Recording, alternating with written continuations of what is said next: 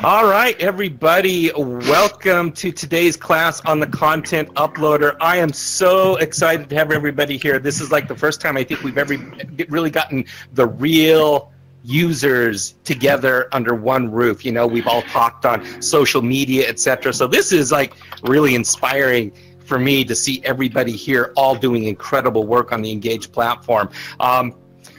We got Mike here, who's our lead developer over at Immersive VR Education, and you know, been building for social VR since 2012, 2013, right, way back then.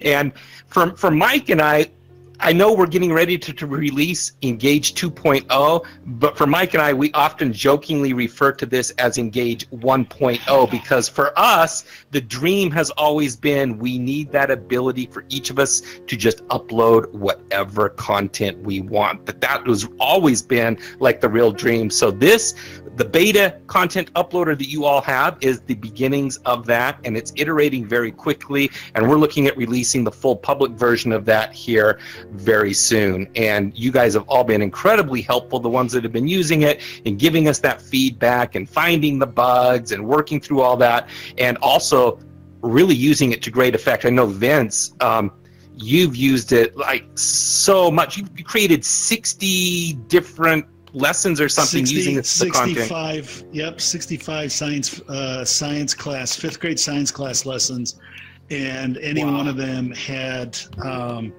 you know, I don't know, 10, 20 PNG files we brought in, 3D models we brought in. I mean, we never would have pulled it off without the uploader. It just wouldn't have happened.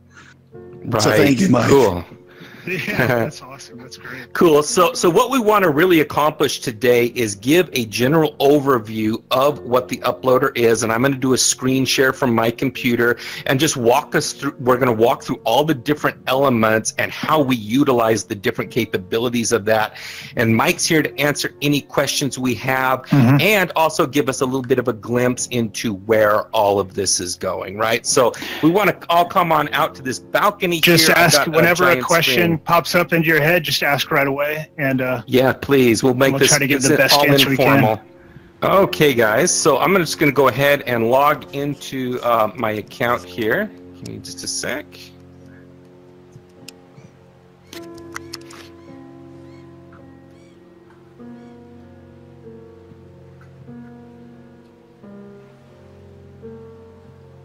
All right.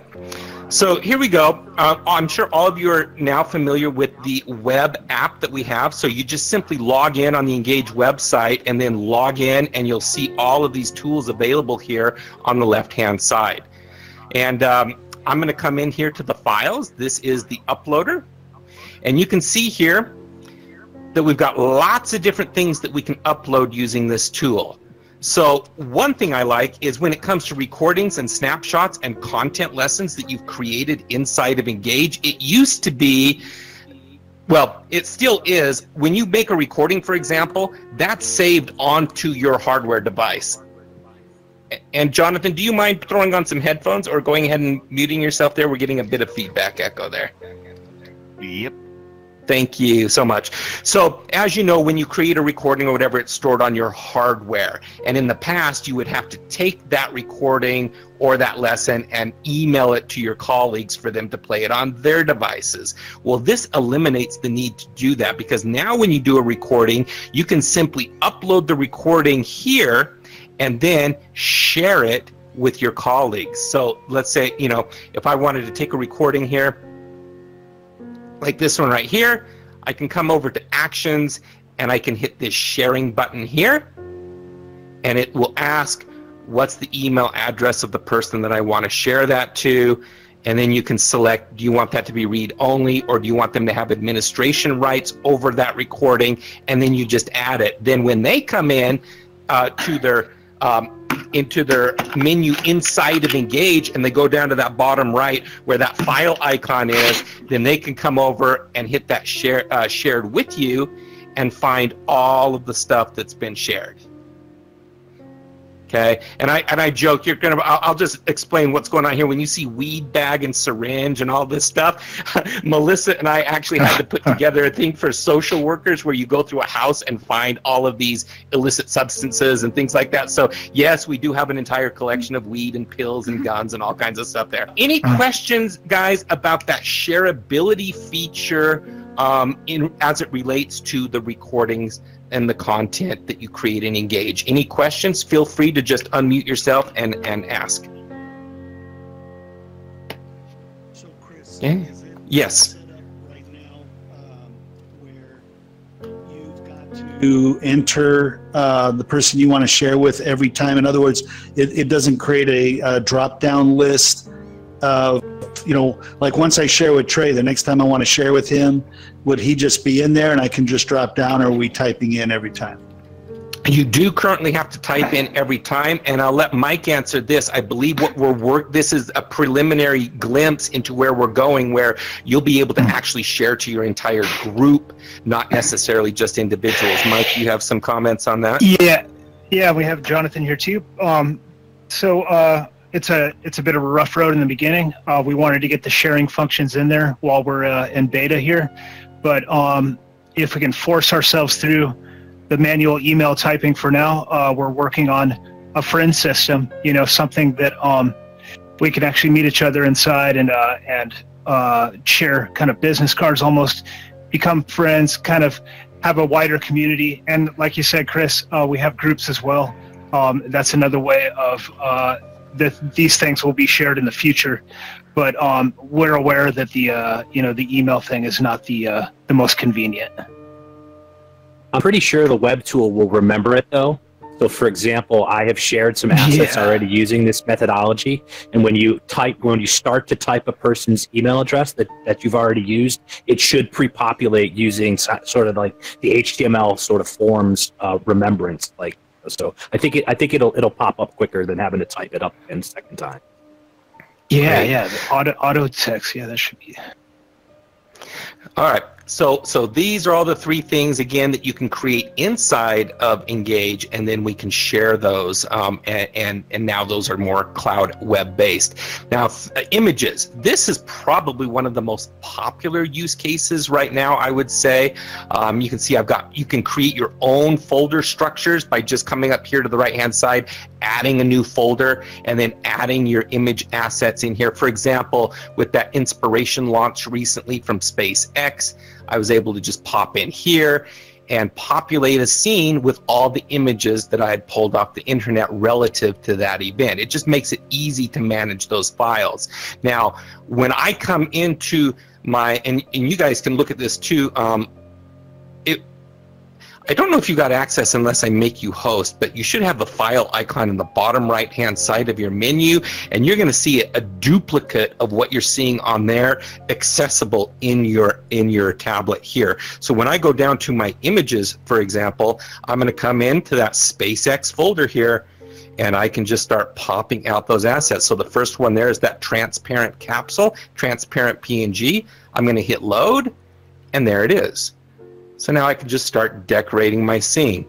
The next one is the inspiration patch that they used, that the astronauts are wearing. And there you go. There's the patch just like that. That's how easy it is. And I mean, it literally just takes you a couple of minutes just to grab something, throw it in here. You can even do it live while we're in here. Let me show you what that looks like. You pop back up to here. Here we go. Google search, right? Vince, can you just give me a noun or something that I can look up? Just give me an item that I can look up, and let's just do this live and check it out. How about, what's on my mind these days? Submarine. Okay. Let's go to my submarine. Now, this is a trick that we all learned recently that makes it I love transparencies because they just look so cool in VR rather than just a square picture. So I love to come over here to this tool icon right here, hit tools, and now I can come over here to the color, do the drop down on that, and come to transparent. And now it's only going to show me the transparent images of submarines. Let's pick one that looks pretty cool. How about this one right here? Let's go ahead and select that. And I'm going to right mouse click it. And let's save the image under my pictures. And there we go. Let's rename that something simple. Submarine, and save. Great. So now when I come into my web app, I'm going to go ahead and add that by just hitting, let's see, let's do it. Let me go back one to my images. Here we go. And let's do an upload and select that file.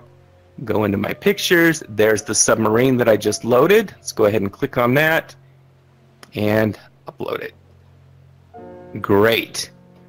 So now that should be in my tablet here. Let's see if I can find that. So I'm going into my files in my menu here.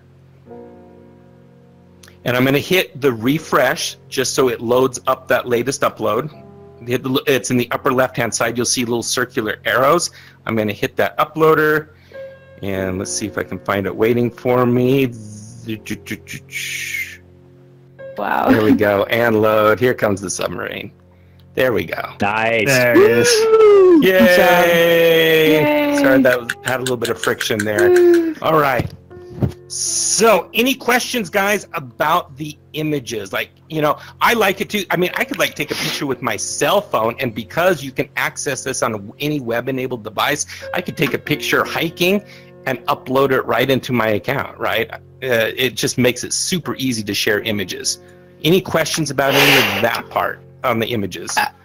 So on the images, can you bring them a little closer? Like, are they flat? Because they're, you know, they're kind of out there. Like, if you look like underneath them, are they?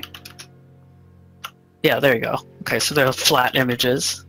Thank you. And you'll get different resolution. You can get pretty high resolutions. This obviously is not a 4K image, but some of them look really good. See someone throwing a satellite up there? That looks awesome. Yep. How do you flip those around so easily? I adept at that. Oh, yeah. So when you select the bubble, keep your right hand open. Once you got it selected, then you use your left trigger and rotate it anywhere you want on the XYZ axis. Oh, wow. Super easy. Yeah, definitely come to our class. We're going to be doing another series of classes covering all of these sorts of features. There's so many tricks like this that you can learn. It's going to save you a lot of time. That was worth the price of admission right there.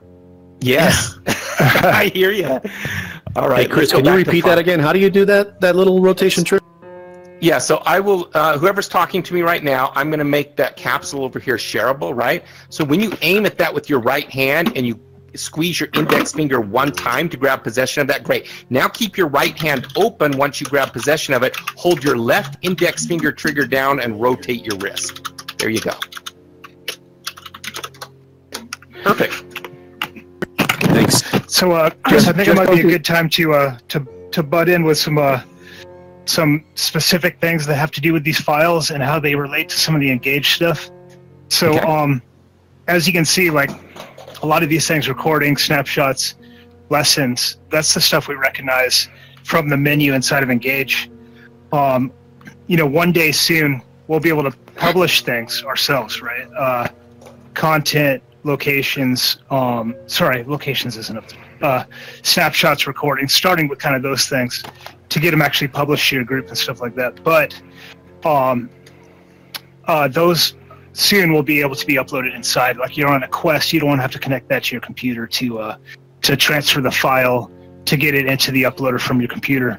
But as we move into things like images, okay, yes, these images right now, when you click on them in the menu, they come down as a flat 2D image. Those things can be associated inside of snapshots, lessons, and recordings. They will stay there, but if you delete these files, you know, if you delete them, then they will be deleted forever from your recordings. You can't go and replace it afterwards. So it's an important note that if you are into creating content, creating snapshots, creating locations out of your files here, that once it gets in here, it's a good idea, once it gets associated with your content, to not delete those things, because you'll have missing images, you'll have missing 3D models, and you'll have missing videos and missing audio that can't be replaced at that point inside of that content. So I just, just to make that point that you can't go and replace it later, it's based on an ID. Yeah, go ahead. Sorry. Is that just based on the file name, the file path? Like if, you've got a company logo and now they update the logo and I've got stuff going back a year or something, this happens. Yeah. So if I just replace that file with exactly the same name and exactly the same path, will it show We will up? work on a way for you to replace it. And when you're talking about logos, we actually have a whole separate system for that. That I don't know if it's being used as much as it should be yet, but it's called a branding feature for your group.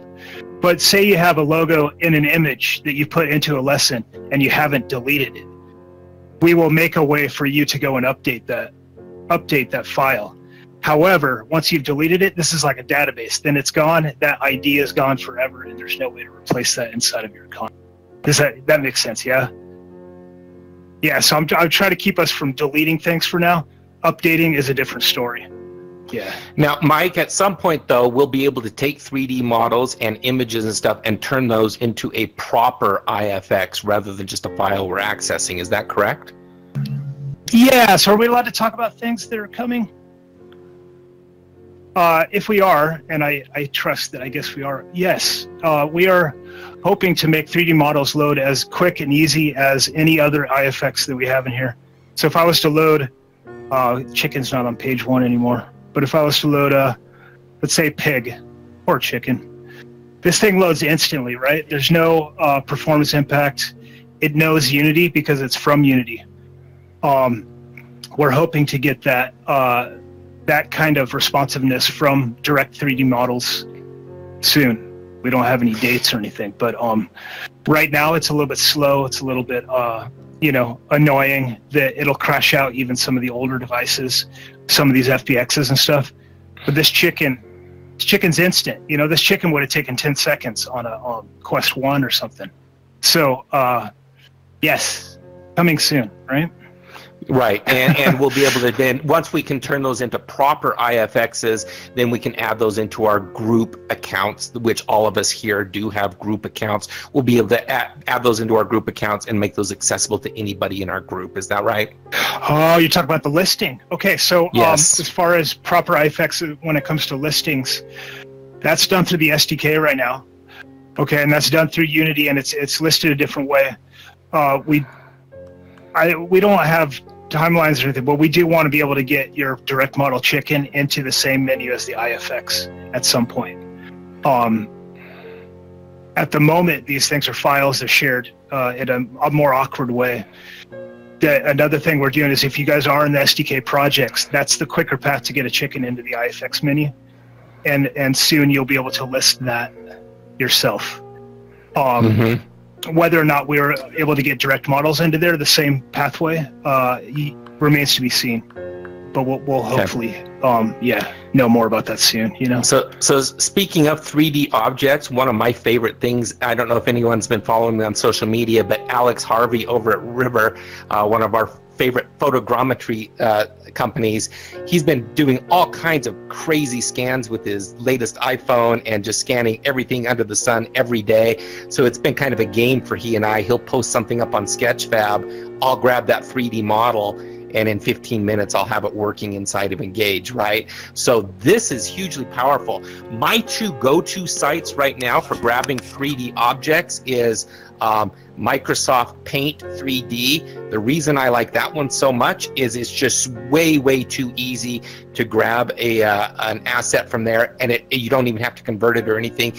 About 90% of the time, it's just gonna work inside of Engage, so there's no conversion necessary. With Sketchfab, because those folders that you download, those are zipped folders, it usually has the textures and materials in separate folders, right? That causes a problem, so you have to run it through a converter. I use a online converter where I literally just drag that zipped file into the converter online, drop it in the box, and then it spits. I can have it spit out a GLB, and it's one file. Everything has been combined into one file, and that then works inside of Engage. Or, you know, I work a lot with Mata. She builds custom assets. She happens to use DAZ 3D, but I'll just show you an example. I'm going to pull up that chrysalis butterfly here to show you, you know, what it looks like when we can bring in these custom FBXs or OBJs or GLBs. Let me go back to my files here. So I'm doing this on my internal menu here, going into my 3D models and going into that chrysalis butterfly. Let's bring that in. Here we go. So you notice it's going to feel like things get a little bit shaky as it's uploading, and it almost feels like it might even crash sometimes. I don't know if you guys can see this butterfly. It's even got an animation embedded into it. So that was a custom 3D model that we were able to bring in through the uploader. Okay. Does anybody not see this butterfly out of curiosity? Raise of hands. Okay, good. Looks like everybody sees that. Awesome. Go ahead and delete that. And let me just show you real quick what the Sketchfab process looks like. That's one of my favorite asset stores to go to. Sketchfab.com. Here we go. Great. And let's just search for a model, ISS, International Space Station. And you can see that there's tons of options to download here. If you see a little download icon in the upper right-hand corner, that means it's actually a free download. It's ready for upload. If you see a $sign, that's going to cost you. Who knows how much? You got to go to click on that to see how much that's going to cost. And then if there's nothing there, that means it's really just for a showcase that you can't download it, or it's not available, or you need to contact the creator to find out if you can download that. In this case, let's look at this. This one looks like a fairly optimized model. What I would do is just click this download arrow here and download that onto my system. And I've already done that here. Let's see if I can find download. You can see that I've got that ISS zip folder. And like I was telling you earlier, if I go into that zip, oops, let me there you can see that when I go in that zip folder, it's got multiple folders, right? So there's where your textures are all stored for that asset.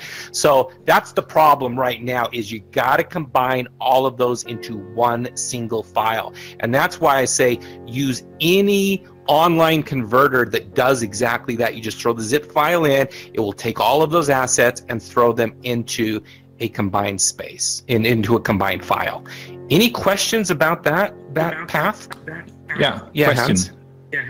I've been trying to upload GLB files lately, and I get an error saying network error or something. Try again. That is definitely a bug. Mike, do you want to comment about that? Because many of us have experienced that same thing. Well, sometimes it comes down to the file name. If you have any extra dots in the file name, watch out for that. Try not to do any spaces in the file. I think it's really tricky with that. Nothing over 100 megabytes right now. If you've covered all those bases, there's something going on with certain GLB files, I think, Chris, that is still under investigation. Okay, so 100 megabytes is the cap. If you're trying to load something over 100 megabytes, you're going to get that error. And Hans, I run into that error for sure when I'm including hyphens and underscores and stuff. So keep that file name as simple as possible, or you could hit that issue. Okay. Any those other are good questions? things to watch out for. Yeah, I have a question, Chris. Can you show one of Yes. your converters? Oh, that's exactly what I was going to ask. What's your chosen one, Chris?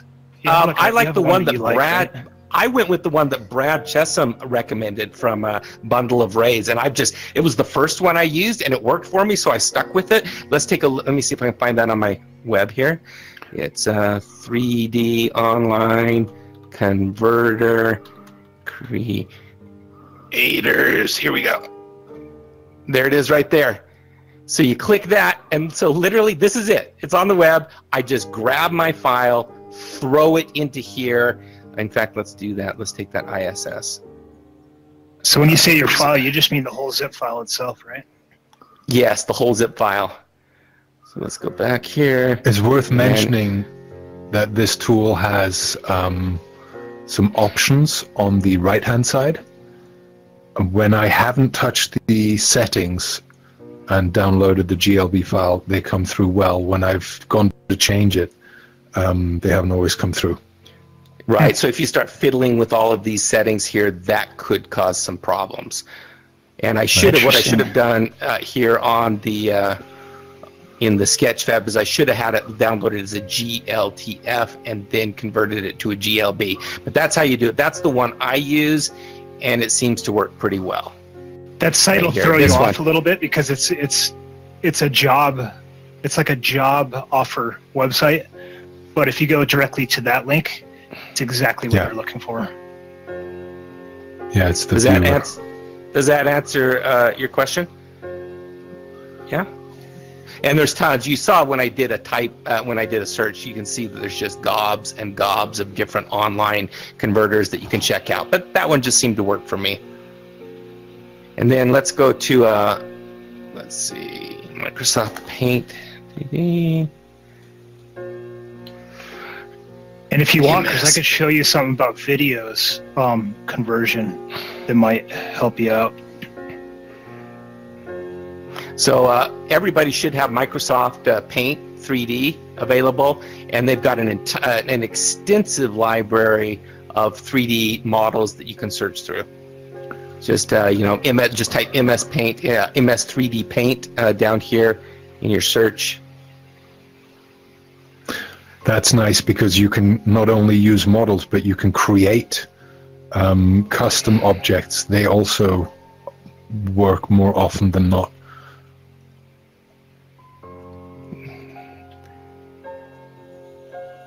There's the 3D library right here. There you go. So, let's, I think I've even downloaded that rose. I've downloaded that fish before, and it's like I said, it spits it out in the proper format. You don't need to run it through an online converter. What would you say the percentage rank is? Would you say 80% of these work, Daniel? You and I have both used this pretty extensively. I'd say about GLBs, 80% success. Yeah, you can download them as GLBs or FBX. GLBs tends to work better for me. And some of these models are surprisingly small, others are quite big. But yeah, I would say of the GLBs, probably, about 80%. And again, what I like is you can actually paint your own 3D objects. So you need to remove the canvas. So at the top, Chris, that hashtag thing, if you click on the canvas and then click remove show canvas, untoggle show canvas on the right hand side. Down, right here. Down. Yeah, right there. Show canvas. Yeah. Now it's just a 3D object, because if you don't do that, you load it in, it brings the background with it. Oh wow, cool. Yeah. So what I've done in the past, when I wanted an arrow with a message on it, for example, click here or exit, you design that in MS 3D Paint. Super easy. Save it as a GLB, and now you have that 3D asset in Engage. 3D objects, rowboat, let's type this one, dragon.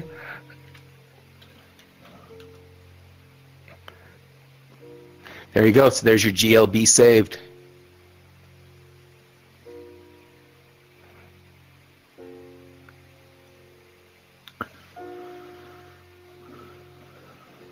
.3D models, and let's go into, we'll just say Sketchfab here, and upload. I don't know how big it is. I've got very little storage space left, unfortunately. There's my 3D object, there's dragon, and upload. Let's see if we can actually get this baby to work. Hopefully it's one of the 80%. Close. Yes. And there's the dragon. Okay, now let me go to my virtual menu and refresh it so it'll add that to the list. Here we go, loading. Go into my 3D models and Sketchfab. And there's dragon right there. Cross our fingers, guys. Here we go. Hopefully I don't crash everybody out. That's always the risk. If it's I didn't even look to see how big it is. If you crash out, this is a big one. Yeah, please, 45 megs is a big one. So, yeah, I mean, there's a lot you can tell from the file size. Should we risk it? Should we risk it or no? Ooh, oh, you haven't clicked it yet. I'm a little nervous. I have not clicked definitely it. Go for it. Or I could do, That's okay. there's the Go for it. ISS was only 3.4 megabytes. I could do that one. Let's do that ISS first because I feel comfortable that that's not going to crash anybody. Here we go. Load. Here it goes. Here it comes.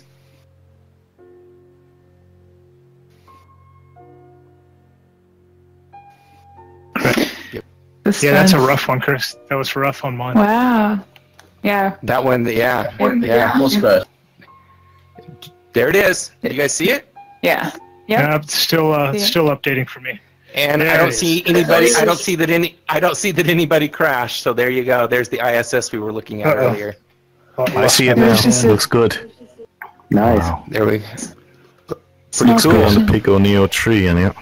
Oh, you got the Pico Neo 3. I'm jealous. Nice. Yeah. Here we go, guys. Does anybody not see the model? Good. All right. Awesome. That worked. All right. I'm going to avoid that. Maybe I'll do the dragon at the very end of this class, and we'll see if that crashes anybody. And we've already got some other assets thrown out here anyway. So there we go. Yeah. I have a quick question. Quite good. Uh-huh. Quick question for Mike. If we use some of these assets in a lesson and then we decide to reorganize our folders, but we don't delete anything, we just reorganize, does that still pull? Like, is it the whole pathway, or can you reorganize folders and keep the assets? It all comes down to the file. So this file will get tracked through the end of time, even if you share it and actually end up transferring ownership one day to somebody else. The file remains itself, so you can move it in and out of folders at your free will there. And as long as you don't delete it, we're introducing something called a recycle bin here soon that will give you 5 days to pull it back out, in case you made a mistake or something.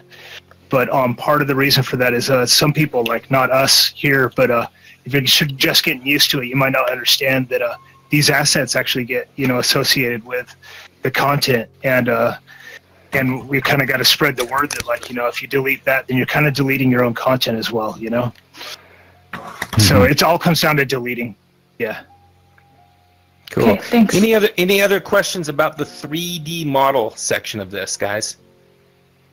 Vince? Sorry, I have a question. Oh, okay. Go ahead. Yeah.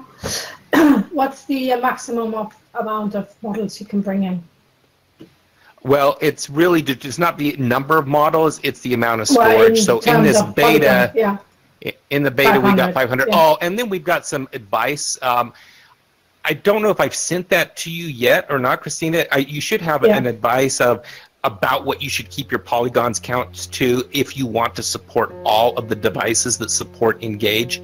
Mike, do you know what that number is off the top of the head that we recommend for 3D objects? Is it a couple of hundred? Is it like for the SDK the same thing, or is it? It is. Yes. Oh, okay. I've got those. Yeah, I've got those.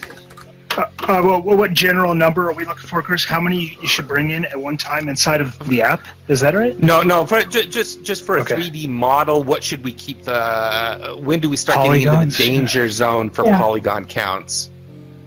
If it's the same then for Unity, then let's put it this way: if this chicken was 200,000 polys, then you're not doing it right, But you can have something you bring in that becomes a scene, and you're only looking at it a quarter of it at any one time. In which case, you could probably get away with 300,000 or 400,000 polys. Yeah. I'm crashing. As Mike dies, we hear you, Mike. We hear you. I'm sorry. We do hear you, but yeah, you are frozen. Oh, he's back. He's he's away. Thank you. All right. All right. Let's go back to the files here, and let's talk about audio. Oh, Vince, did you have a question? I saw your hand go up. Actually, Chris, I was going to share with the group that the other two places I've been able to find very usable and a lot of 3D models, GLBs and FBX, that I could just bring in to Engage is CG Trader and Turbo Squid. Yes, totally. Those are great spots. Yeah, I found less on Sketchfab than I found in those two, that were free, right, that you could just grab. So yeah, CG Trader and Turbo Squid are two really great sites for getting 3D models. And Chris, I know it's a business question probably more than anything else, but can you share what the plans are to go beyond the 500 megabyte limit? Because while that sounds like a lot, it's not. I hit the ceiling all the time. You do too, Vince. There's a lot absolutely. of us that are I'm moving stuff in and out. So it's at 500 right now because it is a beta, and we're just trying to keep a close cap on that and not let things get too out of control. And we're still in discussion internally about how much space are you going to be given right out of the gate, you know, how that's all going to break down. So we don't have an answer for you right now on that, but obviously 500 is not enough, not even close. Yeah, great. Okay, well, if you want to charge me for extra space, I'll pay for it. Vince, can I ask you a question back, please, about CG Trader and TurboSquid? I noticed on Sketchfab that there is a limited ability to search for free and low poly models. You can search for downloadable ones, and then it tells you if it's a paid or a free one, but you can't. There's not a tag that you can add for low poly. What's that like with CG Trader and TurboSquid? Can you specify that so it brings up those results? I'm trying to remember. I'm going to guess it's CG Trader because I use that one a lot. It has a number of filters on it. So you can say, just give me FBX, just give me JLB, just give me low poly, just give me free.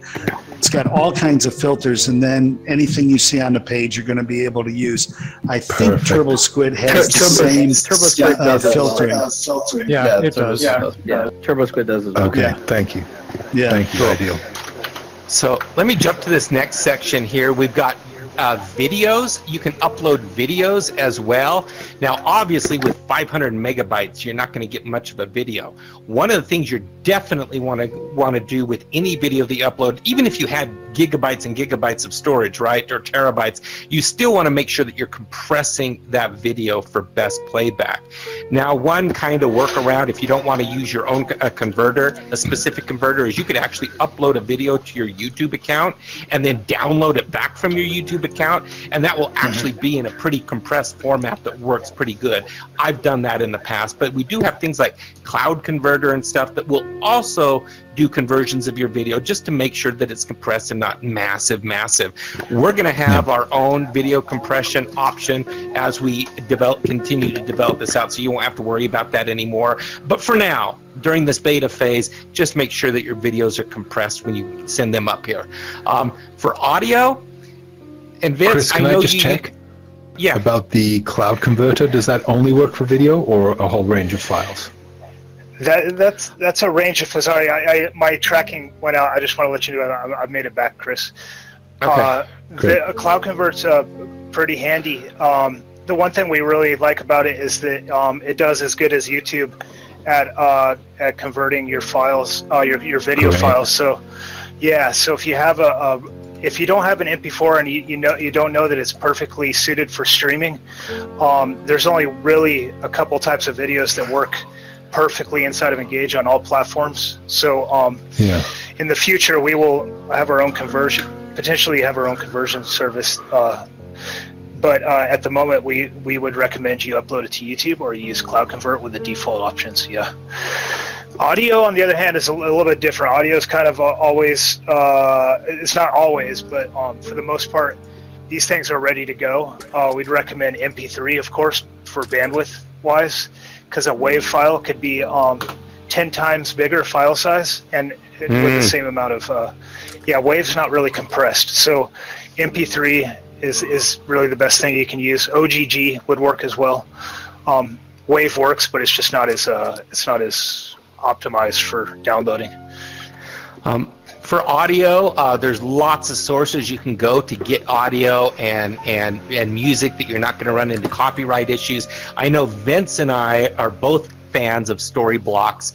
I started on Storyblocks just because it works with the particular video editor that I've got. They recommended it, and I've found it. I just haven't looked elsewhere. I'm sure there's other very comparable or even better ones out there.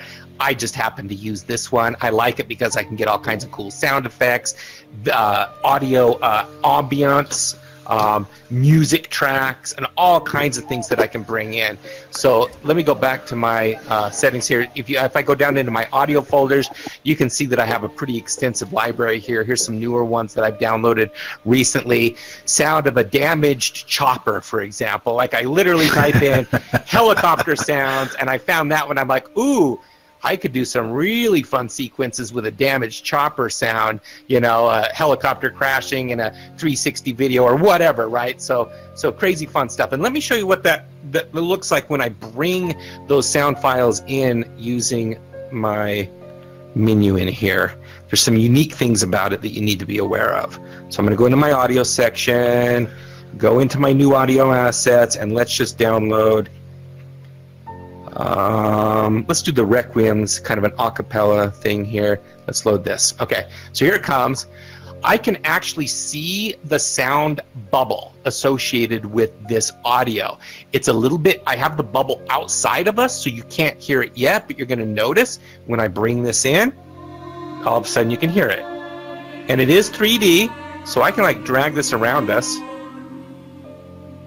I'm dragging that with my hand. As you can see, I'm actually dragging that IFX bubble around. And I can make that super small, a super small bubble, and I could just put this, for example, in Caitlin's head. Caitlin, raise your hand if you can hear that, yeah? Or Jonathan's head, or Bob's head, or Trey's head, you know. So this is a 3D audio bubble. Yeah. Yeah. So there you go. That's how the sound works. So if you want the sound to go everywhere in the environment, I like to throw it straight up over our heads and push it way out there and then expand that bubble. And now it's relatively centered wherever I walk. The further out I push it, the bigger I make that bubble, it'll feel more centered. Now what we are going to do in the future is enable that to do 2D sound as well, so it will be over the entire environment. And I can explain like just a little fine bit about that is when we're inside main engage here, that is not synchronized for everybody. When you put it into a lesson, it is. Okay, so if it's inside of a lesson, it's automatically synchronized. Everybody hears the same things, and you have loop 2D or 3D switches inside the editor. What we want to do here soon is make this synchronized out here. The problem with that, and the reason why we didn't do it originally, is because it might take Caitlin 5 or 10 seconds to download it, whereas I already have it cached, or I have a faster connection, so I start hearing it earlier. So the idea was to get it to play as soon as possible. Obviously, this kind of thing is not good for like an explosion, because that goes away in 5 seconds. What you want is loopable audio when you're inside, when you're doing something with a snapshot, say. But we do want to get that 2D, 3D, and loop options inside the main app as well as the editor, where it's already at. So I hope that helps. Yeah. It does. There's no way to pause it as well. Once you start it, you can delete it, but correct me if I'm wrong, you cannot pause it. Yeah. Yeah, it's not an active kind of playback control thing. You're right. And we do want to have a music player, like something that's separated from, like these are IFX, so they will be doing what they do. So we have to treat these as IFX, but yeah, as far as having music in the background, we know that that's a feature everybody wants to, you know? What about volume? At the moment, the way I use volume is I grab that IFX, make it big, and then place it far up. That's kind of either when the center of the sphere is nearer to you, it seems to be louder, or further away is quieter. Is that? Yeah, that's a spatial audio zone. So it's kind of the same thing when you're in the menu and you're setting your spatial audio for people talking. It's a natural roll-off, or it's simulating a natural roll-off in actual spatial audio, and that's the zone that it affects, so it has completely rolled off by the edge of that bubble. Chris sees that bubble when he's holding it. Anybody sees the bubble when they're holding it. You don't see it if you're not holding it, just for immersion purposes there. You know, that's a control mechanism. Now, the 2D one works with volume and scale. So when you have a 2D version, you'll see the actual volume as a percentage written right above the IFX, and when you scale it up and down, you'll see that volume percentage go up and down. Oh, excellent, excellent. I'm looking That's amazing. Yeah, brilliant. What are the opportunities to bring these things into the content editor? Yeah, these things are in the content editor. Something that we want to make happen better right now is that everything gets pre-downloaded when you play a content back. So say you're watching somebody's lesson, we make sure that everything's downloaded ahead of time to ensure everything hits off at the exact millisecond that it's supposed to go out there.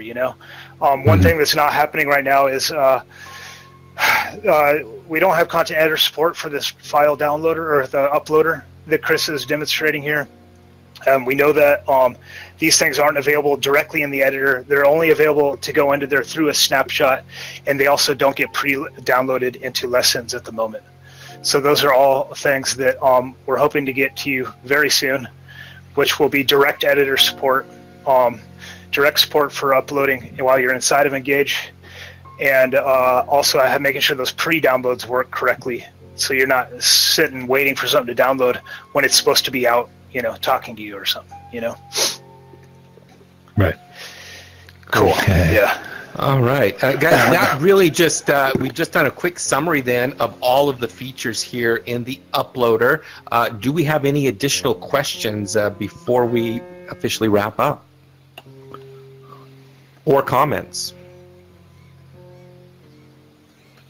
John, awesome. Anybody have any comments about me? Oh, go ahead. Yeah, Christine. We use the image uploader with the PNG text, and that worked really well for a workshop. Oh, yes.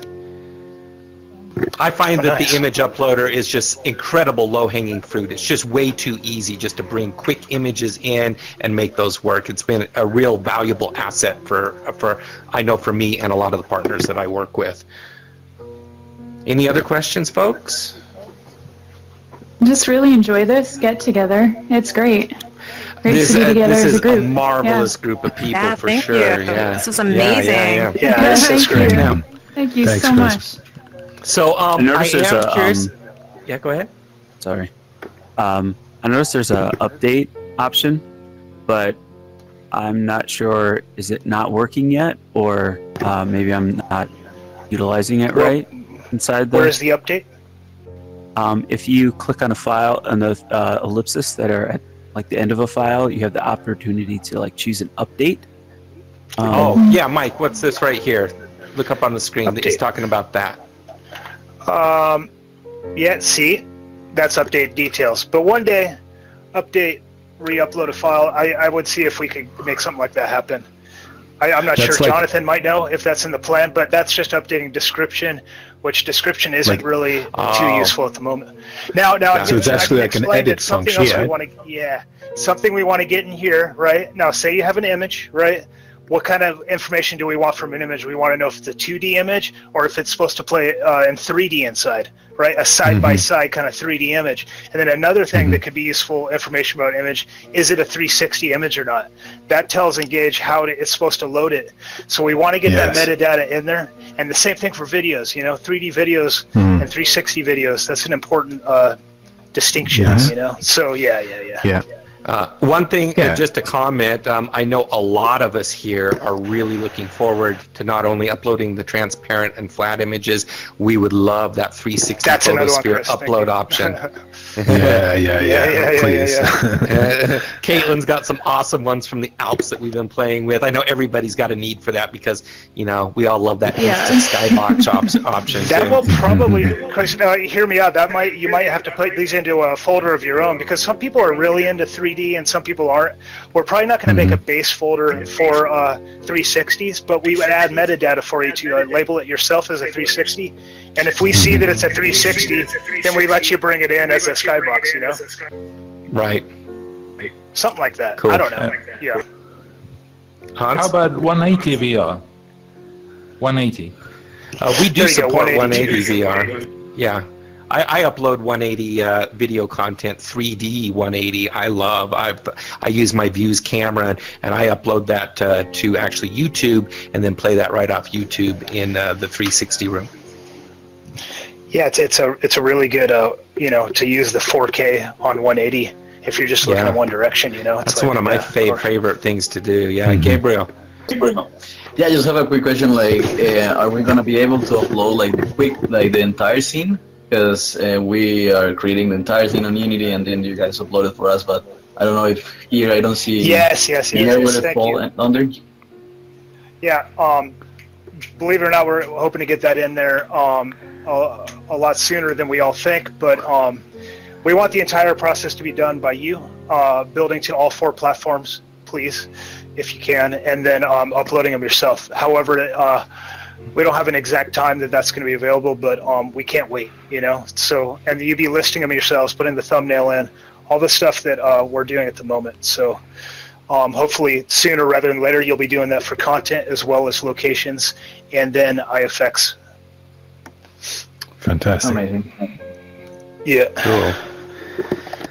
Curious. So let's go ahead and wrap this up, folks. I suggest, you know, I've got a little bit of time, I think. Maybe we got so many cool creators here. I don't know if anybody here might want to show off one of their environments. Does anybody have an interest in showing their environments? If so, we can teleport there. Yeah, well, if you'd like. It's up to you all. Any raise of hands? Anyone who want to show off anything? Going once. Go. Do you want me to try to? Okay, we could finish with the dragon. Let's do that. Okay. Do we want to clear everything else? Yeah, let's clear. Do you mind doing that for us, Daniel? I'll do that. Yeah, sure. Thanks. I'm not host. Sorry. Okay. Let me make you host here. Daniel Bryant. There you go. Add co-host. There you go. Excellent. Thanks. There you go. Okay. Let's see how that dragon works. How big was that sucker? Like 75 megabytes or something? One of the biggest I've seen. 45, I think it was, Chris. Yeah, I know we're going to be okay on PCs. Anyone connected or linked on a PC, you're going to be fine. It's the Quest that I'm concerned about. Here we go. So thanks, everybody. If you crash, thanks, everybody, for coming. And, thank you. You know, give us. We're always loving the feedback and all that fun stuff. So let us know what else we can do for you guys. Yeah, this was great, guys. If you want to show an Alps scene, Thanks, I'm Mike. happy to take people to the Alps if they want to. Oh, yeah, travel there. Awesome. And I've actually got a snowstorm for us too, Caitlin, that we could bring in. Ooh, I just uploaded that fun. yesterday. Okay, here we go. Nice. Okay, we got to ride Dragon. Here we go, guys. I'm gonna hit load here. 1, 2, 3. Here we go. Cross our fingers. It's gonna take a bit to download here. So far, so good. Pulled up That was easy. It's more a little snake, Chris, or like a worm there. Okay, I actually don't. I have a bug where, Mike, this is what I was talking about yesterday. Oh, there I see it now. It's weird. The host, the person bringing it in, is always the last to see it. Wow. That turned out beautiful. Look at that. Wow. Oh my God. It's gonna take Trey out. Wow. Oh, that's beautiful. Great. I love it. Oh, yeah. Nice.